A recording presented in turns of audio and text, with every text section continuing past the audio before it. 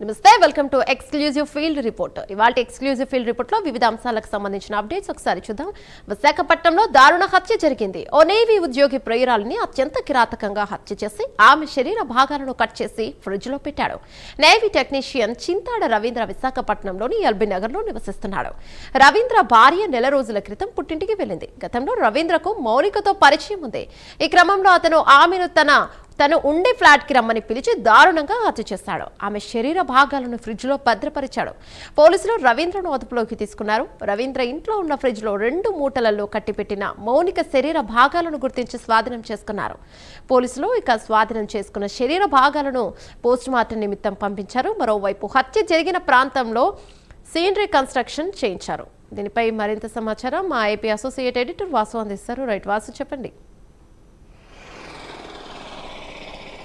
యమున, ఇవాళ ఉదయం నుంచి కూడా విశాఖలో సంచలనం రేపింది. ఒక నేవీ ఉద్యోగి రవీంద్ర తన ప్రియురాలైనటువంటి మౌనికని మర్డర్ చేయటం, హత్య చేయటం, గాజువాకలో చోటు చేసుకున్నటువంటి ఈ సంఘటన ఉదయం నుంచి కూడా పోలీసులు హరిబురిగా మొత్తం కూడా ఉరుకులు పరుగులు పెట్టాల్సిన పరిస్థితి ఏర్పడింది. ఎందుకంటే ఆ రాత్రి జరిగినటువంటి సంఘటన ఉదయానికి మొత్తం కూడా బొగ్గుమనడంతో మొత్తం విశాఖ వ్యాప్తంగా వ్యాప్తి చెందింది.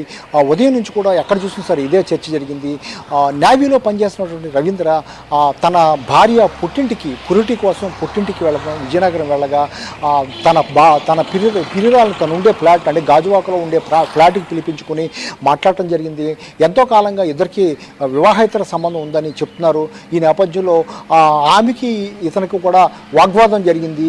ఈ నేపథ్యంలో తను పకడ్బందీగా ముందుగానే పెట్టుకున్నటువంటి ఒక కత్తితోనూ తనని మూడు విభాగాలుగా అంటే తల, మొండెము, కాళ్ళు అలా ఈ విధంగా మొత్తం కూడా నరికివేసి మూడు విభాగాలుగా కూడా వేరువేరు ప్రాంతాల్లో శరీర భాగాలను పెట్టడం సంచలనం రేపింది. కొన్ని భాగాలను ఫ్రిడ్జ్లోను, కొన్ని భాగాలను బాత్రూమ్ దగ్గర, మరి కొన్ని భాగాలను అడివారం దగ్గర ఉన్నటువంటి దారపాలెంలో తలను తీసుకెళ్ళి అక్కడ తగలబెట్టడం సంచలనం రేకిస్తుంది.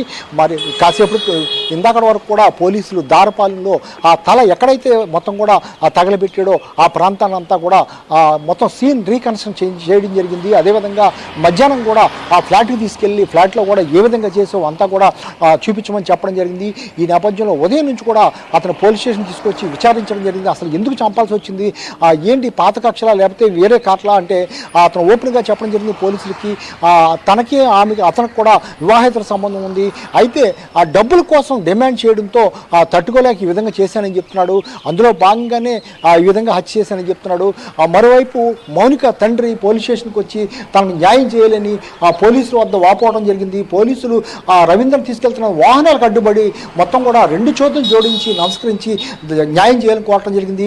అదేవిధంగా రవీంద్రను ఎక్కడైతే ఫ్లాట్లో మౌనికని హత్య చేశాడో అక్కడ తీసుకెళ్లిన సందర్భంలో అక్కడ ఉండేటువంటి స్థానికులు అతనిపై దాడి చేయడం జరిగింది. ఈ విధంగా ఆగ్రహావేశాలు ఉదయం నుంచి కూడా వ్యక్తమవుతున్నాయి. ఇప్పుడైతే పోలీసులు దారపాలెంలో మొత్తం కూడా ఏ విధంగా ఈ తలను ఎక్కడ పెట్టాడు అనేది మొత్తం కూడా గుర్తించడం జరిగింది. ఎక్కడ తగలబెట్టాడు ఆ విజువల్స్ కూడా మనం చూడొచ్చు. ఆ తలను తీసుకెళ్ళి ఆ దారపాలను తగలబెట్టడం జరిగింది. ఫ్రిడ్జ్లోనే కొన్ని భాగాలు పెట్టడం జరిగింది, మరికొన్ని భాగాలు బాత్రూంలో పెట్టడం జరిగింది. ఈ విధంగా చేసినటువంటి అతను పోలీసులు చెప్పి లొంగిపోవడంతో ఈ వ్యవహారం అంతా బయటకు వచ్చింది. లేకపోతే ఇదంతా కూడా బయటకు వచ్చే అవకాశం లేదు. ఆ పోలీసులు లొంగిపోయి ఏం జరిగిందో కూడా మొత్తం వివరించడంతో పోలీసులు అయితే కేసు నమోదు చేసి దీనిపై విచారిస్తున్నారు. మరోవైపు మౌనిక కుటుంబ సభ్యులైతే అతను కఠినంగా శిక్షించాలని, ఎవరు న్యాయవాదులు కూడా అతని తరపున ఎవరో రాకూడదని చెప్తున్నారు. ఇతను న్యాయ ఉద్యోగం కావడంతో ఇప్పటికే నావికా దళానికి చెందినటువంటి అధికారులు అందరూ కూడా దీనిపై విచారణకు ఆదేశించారు. విచారణ కూడా చేస్తున్నారు. వారు కూడా పోలీస్ స్టేషన్కి వచ్చి అసలు ఏం జరిగింది తెలుసుకునే ప్రయత్నం చేశారు.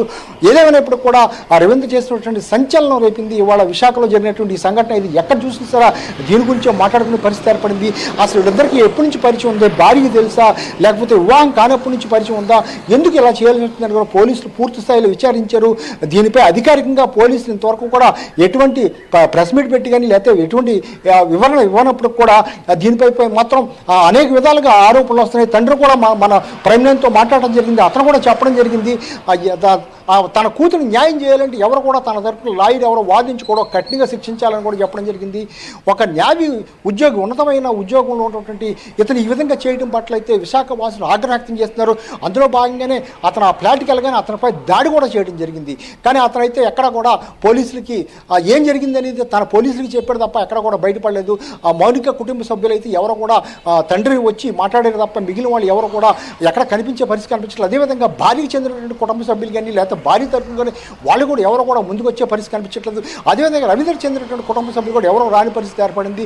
మొత్తం ఏది ఏమైనప్పుడు కూడా ఇవాళ సంఘటన అయితే రాష్ట్ర వ్యాప్తంగా సంచలనం రేగితుందని చెప్పొచ్చు. మరి కాసేపట్లో పోలీసులు దీనికి సంబంధించి అధికారికంగా మొత్తం ప్రెస్ మీట్ పెట్టి వివరాలు అందించే అవకాశం అయితే ఉంది. Right, thank you Vasu.